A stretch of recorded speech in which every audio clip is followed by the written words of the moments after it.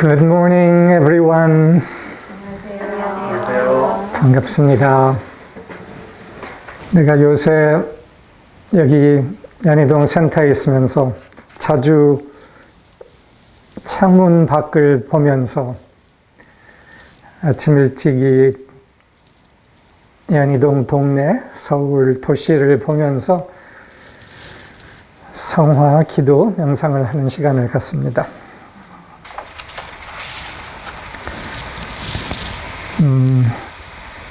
때로는 저한테 보이는 이 도시는 방어된 도시가 보입니다.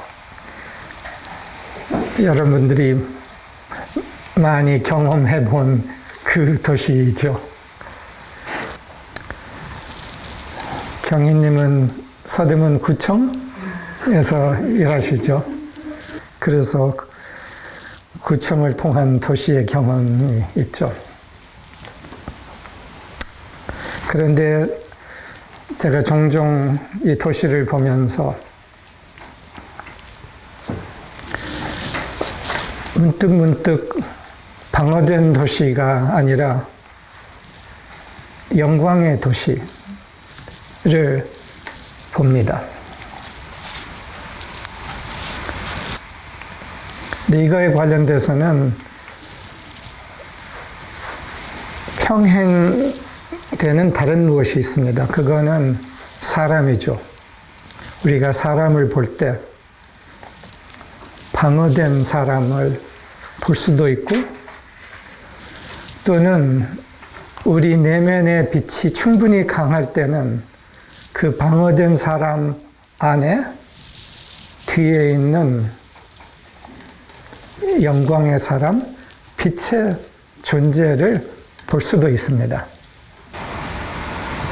그래서 내가 때때로 영광의 도시를 보는 이유는 내 안에 진동, 현존, 힘, 빛, 생명이 충분히 올라올 때는 영광의 도시가 보입니다.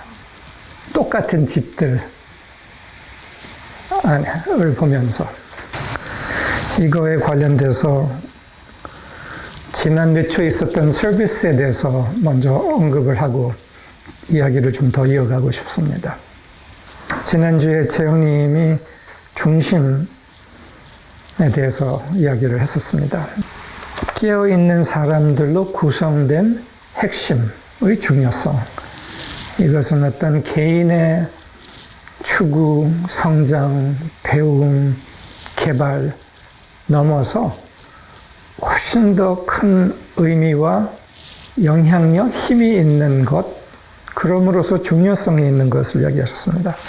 이것을 이어서 중심, 핵심에 대해서 구성된 핵심의 사람으로 구성된 핵심 넘어서 진동의 핵심, 진동의 중심에 대해서 좀 더 이야기를 하고 싶습니다. 2주 전에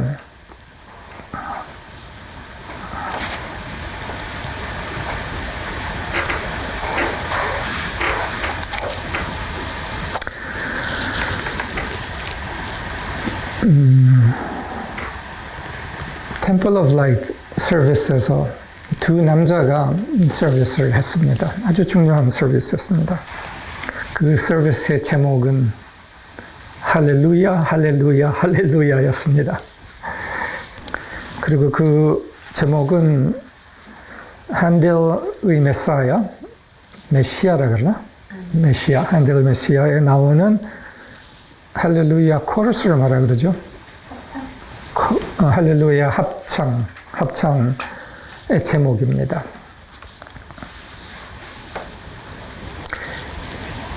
근데 이 서비스의 진동은 그 합창의 진동이었습니다. 만약에 여러분들 중에서 이 합창을 듣지 못하셨다면 꼭 들어보세요.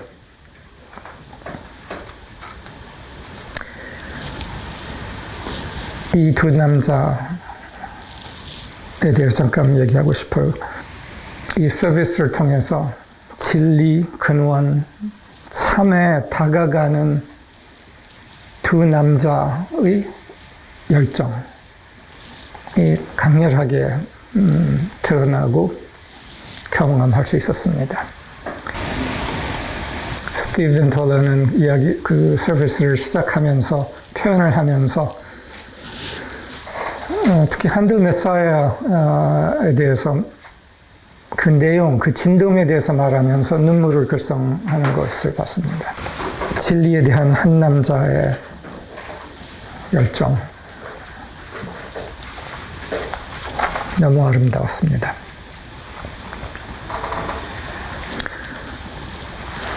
여러분들이 한들 메사야에 대해서 조금 들었을 겁니다.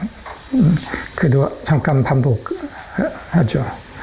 세계적으로 크리스마스 때 제일 많이 들리는 합창 중에 하나일 겁니다. 그 올해 뭐 몇백 년 좀 그래왔고, 이 음악은 핸델이 24일을 거쳐서 완성을 했고, 할렐루야는 그거의 작은 일부입니다. 그러나 절정이에요. 잠도 별로 안 자고 밥도 안 먹고 24일 동안 연속 이거에 완전히 빠져 있으면서 이걸 창조를 한 겁니다. 그러면서 한 말이 있습니다. 나는 모든 천국을 본 것 같았다. 왕좌에 앉아 계신 하나님과 그를 둘러싼 천사들도. 내가 여러 차례 이 할렐루야 노래를 들으면서, 사실 내가 새해 아침이었던가? 새해 아침에 기도 명상을 하면서 이 음악을 틀고 도시를 봤었습니다. 그러면서 이 노래의 진동이 때때로 제가 경험하는 한 장면이 있는데, 이 노래의 진동이 이 장면을 다시 떠올리게 보이게. 그건 뭐였냐 하면, 이 음악의 진동이 솟아오르면서 앞에 있는 도시의 건물들이 싹 무너지고, 그 밑에서 빛의 도시가 솟아오르는 장면이에요. 이 건물들이 싹 무너진다는 것은 무엇을 상징하냐 하면은 인간의 아집, 인간의 욕심, 아집, 한 단어로 표현할 수 있어요. 인간의 아집이 싹 무너지고, 그 무너짐 밑에서 본질, 인간의 본질이 솟아오르는, 빛, 영광이 솟아오르는 것이죠. 방어된 도시가 무너지면서 영광의 도시가 솟아오르는 것. 방어된 개인의 마음이 무너지면서 그 밑에서 영광의 나, 본질의 나가 솟아오른다는 거죠.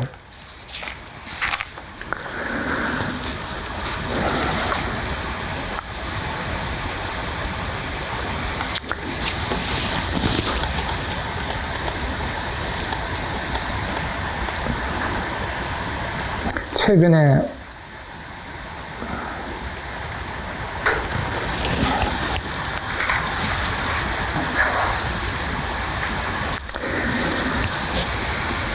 누가 찬양이 고마움은 이해하겠는데 찬양이 과연 무엇일까는 잘 감이 안 온다, 이런 표현을 했습니다. 고마움이 어떻게 찬양과 이어져 있는지, 그리고 그거 넘어서 무엇이 있는지 이야기를 그때 하게 됐는데, 그것을 더 모두하고 좀 공유하고 싶습니다. 그리고 이것이 바로 우리 안에서 방어된 나에서 영광의 나로 가는 거와 연관성이 상당히 있는 겁니다. 네, 이렇게 표현했습니다. 고마움은 보편적으로 사람들이 많이 알고 이제는 감사, 고마움의 수련, 실천을 더 많이 대중화됐습니다. 그런데 고마움, 감사, 실습, 실천, 수련에 대해서 대충은 아는데 이거를 좀 더 세밀하게 이해해 볼 수가 있습니다. 그래서 오늘 그거를 좀 하려고 합니다. 제가 이렇게 표현했습니다. 대부분 사람들이 아는 것은 고마움의 1에서 100이 있다면 고마움의 1에서 한 40 정도까지 이게 보통의 실습입니다. 그래서 1에서부터 40의 고마움의 실천, 연습 매우 중요하고 이것이 더 깊은 바탕이 되고 사람들 안에 중요한 변화를 가져옵니다. 그러나 시작입니다. 더 가봅시다. 그래서 미흡한 고마움, 약간의 고마울까 말을까 하는 10%의 고마움부터 더 있는 거죠. 10% 고마움에서 20% 고마움, 약간 따뜻해지는 거죠. 30% 고마움은 이제 약간 따뜻해지고 이제 혈기가 돌죠. 40% 고마움은 좀 이제 따뜻하면서 이제 약간씩 뜨거워지기 시작하죠. 그러면서 이제 50% 고마움에 감사에 갈 때 이제 진짜 뜨거워지기 시작하면서 이제 여기서부터 응답이 나와요. 그 전까지는 고마우면서도 응답까지는 뭐 굳이 해야 할까. 그래서 고마움이 뜨거워지면서 응답으로 넘어간다는 거예요. 근데 50%에서 고마움이 70%를 간다고 생각해 봐요. 그럼 이제 매우 뜨거워지는 거죠. 70% 갔을 때는 뜨거운 응답이 되기 시작하는 거죠.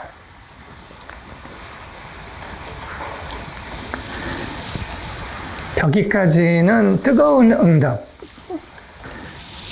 뜨거운 고마움 넘쳐 흘러서 뜨거운 응답까지 가는 건 그래도 비교적 드물어요. 그러나 우리가 종종 보죠.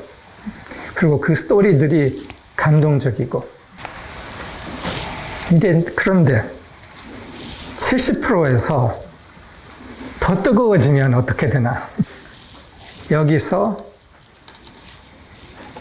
뜨거운 고마움이 찬양이 되기 시작하는 거예요. 여기서 찬양이 시작하는 거예요. 그래서 찬양이라는 거는 종교적인 게 아니에요.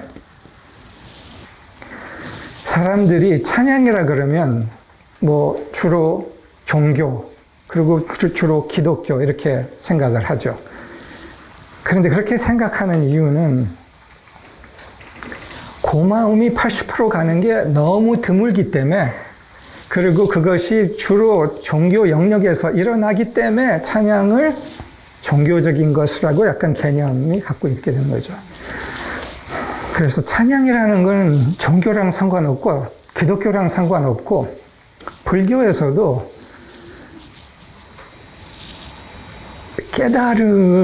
깨달으면 노래를 한다라는 말이 있어요. 그게 이제 찬양, 찬송으로 가는 거예요. 그래서 그럼 80%가 찬양이면 90%까지 가면은 뭐예요? 80%가 찬양이면 90%는 찬송이다. 찬송은 교회에서 노래하는 이 찬송이 아니라 왜 이 찬송이 만들어졌을까? 그 마음이 뭐였을까를 보면 90% 고마움으로 갔을 때 저절로 표현하고 싶은 그 노래하고 싶은, 고마움으로 넘쳐 흘러서 노래하고 싶은 마음의 표현인 거예요. 이제 좀 더 이해가 되죠. 찬양, 찬송, 종교적인 게 아니다. 고마움의 마음에 넘쳐 흐름에 대한 것이다. 이제 확실히 안 거죠. 네. 고마움에는 10%에서 20%, 30%, 40% 우리가 익숙한 고마움에서 차차 넘어서 응답, 그 다음에 더 뜨거워지면서 더 넘쳐 흐르면서 찬양, 그 다음에 견딜 수가 없어서 노래 부른다. 예수의 스토리에서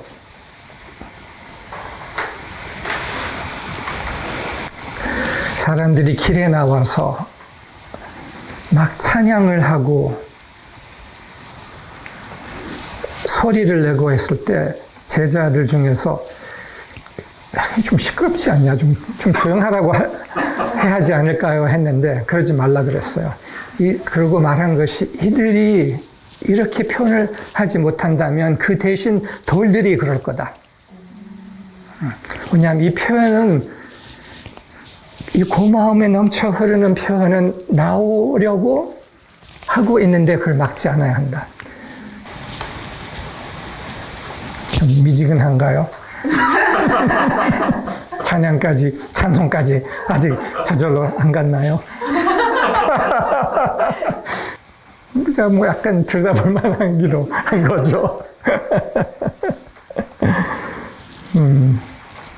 근데 이제 뭐 80%의 찬양, 90%의 찬송, 그럼 100% 가면은 뭘까? 뭘까?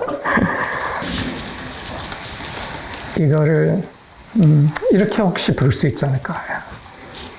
이 찬송의 마음이 영광의 노래로 간다. 영광의 노래. 그러면 핸델이 이 할렐루야 코러스를 합창을 완성했을 때 무엇을 느꼈던 거겠죠? 100% 온도, 영광의 노래 안에 들어가 있던 거예요. 그러니까 어떻게 밥을 먹어? 어떻게 잠을 자? 그리고 그거를 경험하면서 이 음악을 쓴 거죠. 작곡을 한 거죠. 어떻게 봐서는 느끼는 거, 듣는 거, 들은 것을 작곡을 한 거예요. 그래서 빛의 중심, 사랑의 왕에 여기서는 왕자라고 표현이 되어 있어요. 왕자 앞에 서서 무릎 꿇었는지 어떻게 했는지 모르지만 모든 천사들의 고마움에 넘쳐 흐르는 그 소리, 진동의 뜨거움 안을 경험하면서 그거를 그냥 적은 것이다.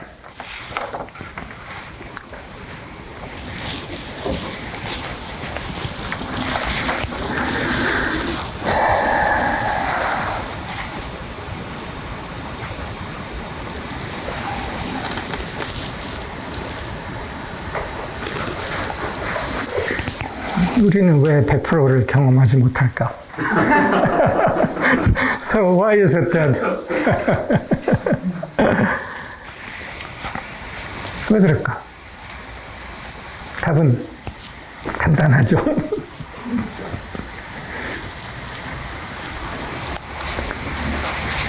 우리의 방어된 가슴 때문에 그거에 대해서 좀 이야기해 보죠.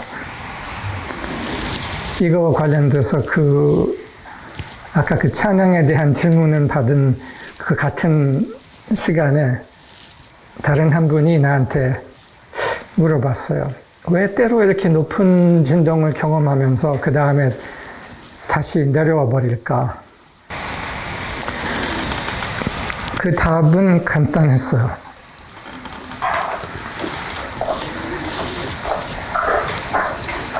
우리가 붙잡고 있는 무엇이 있기 때문에 그 자리에 붙잡은 자리로 돌아간다. 뭐를 붙잡고 있는가? 여러 말로 표현할 수 있지만 몇 가지 말을 표현할게요. 기억이에요. 과거의 기억, 상처의 기억,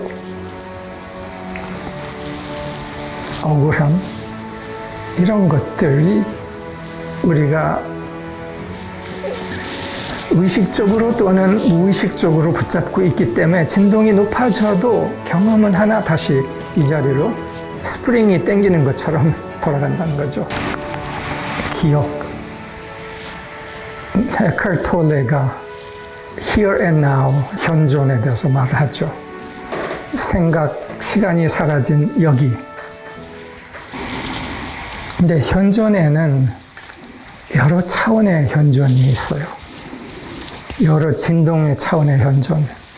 아까 내가 100% 얘기한 거는 현존 중에서 제일 높은 현존을 얘기하는 거야. 근데 현존을 가능케 하지 않는 것은 기억인 거예요. 그리고 특히 상처의 기억. 그래서 이것의 정화는 매우 중요해요. 내가 이 창 밖에 있는 연희동 도시를 보면서, 방어된 도시를 보면서 영상 안에 느껴봐요. 이 방어된 도시 안에 있는 방어된 사람들의 상처의 기억들이 싹 이 순간 사라진다면 어떨까? 상처의 기억, 억울함의 기억,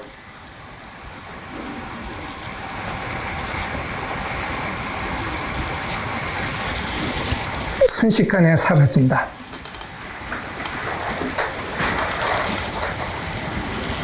즉, 다 기억 상실에서 제자리로 돌아오는 거예요. 현존으로 돌아오는 거예요. 아무 상처도 없이 깨끗하게 순수하게 제자리로 돌아와서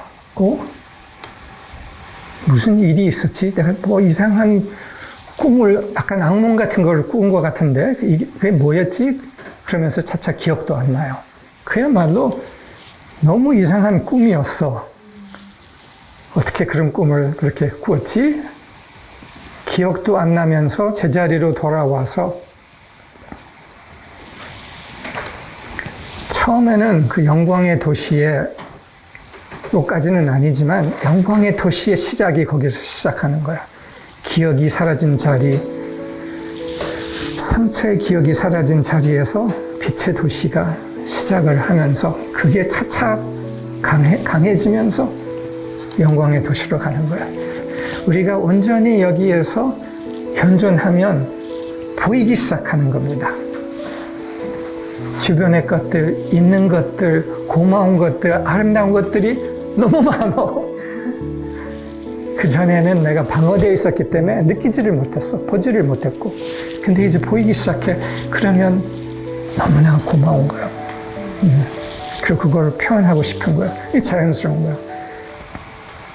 근데 여기에서 중요한 한 가지가 있어요. 제가 몇 차례 억울함에 대해서, 억울함을 놓는 거에 대해서 얘기했는데, 억울함이 있는 것은, 억울함 안에는 미움이 있어요. 그렇죠. 억울했다. 내가 그때 그렇게 억울하게 당했다. 근데 그것만이 아니라 거기엔 미움이 좀 있고, 근데 사실 미움만 아니라 그 미움의 중심에는 다른 게 또 하나 있어요. 그건 복수심이에요. 이거를 이제 약간 더 강렬한 이제 표현인데, 원망 안에는 미움이 있고 미움 안에는 복수심이 있다. 그래서 방어하고 있는 그 모든 기질 안에는, 그 중심에는 복수하고 싶은 마음이 이만큼 남아있다. 그 씨앗이 남아있다. 이거를 붙잡고 있는 거다. 그래서 이 질문을 내가 들었을 때 왜 자꾸 그렇게 되돌아가냐, 후퇴를 하느냐. 그 답은 정확하게는 기억, 근데 더 구체적으로는 억울함, 미움, 더 구체적으로는 그 안에 남아있는 조금만큼의 복수하고 싶은 마음을 아직 놓지 않았다는 거. 약간의 복수하고 싶은 마음, 이거를 버려야 한다. 이거를 얘기하면서 이 도시에 방어된 사람들 안에 다 이게 있다. 미움, 그리고 아직 갖고 있는 조금이라도 약간의 그냥 약간만은 복수하고 싶은 마음. 그리고 그게 일부는 세상에 대한 복수심인 거예요. 일부는 우주에 대한 복수심이야. 도대체 나를 왜 이렇게 만들었어? 왜 이렇게 내팽겼어? 왜 나를 이렇게 버렸어요? 그러니까 성경의 예수의 그 중요한 순간에 예수님이 십자가에서 말했던 거를 왜 나를 이렇게 뭐라 그러지? 버리셨나이까? 라는 표현했는데 그게 사실이 아니야. 이게 사람의 이거 기술한 사람의 해석. 자기의 마음을 투사한 거예요, 거기에다가. 그래서 다시 돌아와서 복수심이 사라진 도시. 이 집 하나하나 안에 살고 있는 사람, 방어된 도시, 방어된 사람들이 자신의 복수심을 하나씩 다 이렇게 하면 되겠네. 돌아다니면서 이렇게 바구니에다가 복수심 주세요. 다 받아가. 복수심을 다 내놓은 이 도시는 어떤 도시가 될까?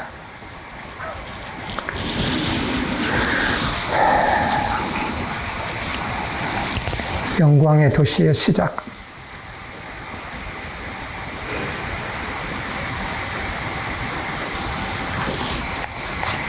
사실은 이 도시는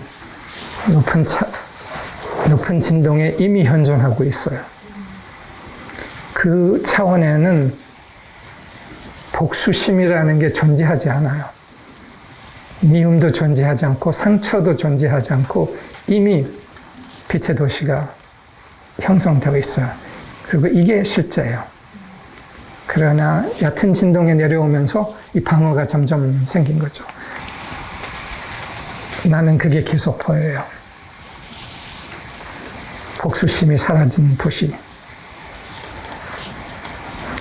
이게 모든 예언자들이 다 이미 본 거예요. 그러니까 깊이 들여다봐요. 내 안에 남아있는 복수심의 씨앗이 붙잡고 있는 복수심이 있는지. 이 이야기를 하면서 내가 한 가지를 추가해야겠는데,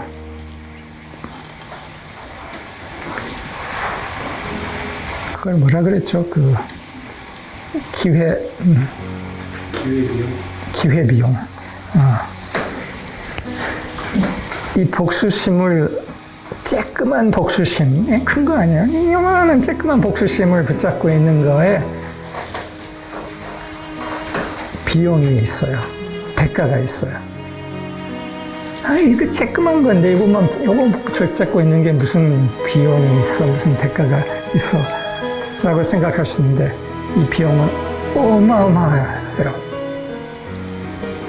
현존할 수 없다는 거예요. 복수심의 대가, 비용은 현존이고, 나를 온전히 살 수 없다는 거고, 그리고 이거를 약간 계산을 잘 해봐야 돼요. 이 비용은 내가 그냥 이 순간 온전히 현존할 수 없다라는 것만 아니라 여기에서 온전히 현존하면서 창조할 그 모든 무엇, 이 다가 코스트인 거예요. 대가인 거예요. 어마어마한 미래가 다 코스트인 거예요. 계산 잘 하셨죠? 집에 돌아가서 더 계산을 해봐요. 그 조그만 복수심의 대가는 모든 것이에요. 나의 모든 미래고, 나의 모든 창조고, 내가 불행하다면 그 원인은 딱 거기에 있어요. 복수심이 사라진 나, 복수심이 사라진 내가 만드는 복수심이 사라진 마을, 도시, 세상. 이거를 찾아갑시다. 저절로 오는 거야. 아주 이상하게 드물게 아주 고상한 경험 안에서 한들이 한순간 경험하고 다시 이 세상으로 돌아온 그게 아니라 우리에게 주어진 유산이에요. 여기서 마치겠습니다. 복수심 없는 나 도시를 만듭시다.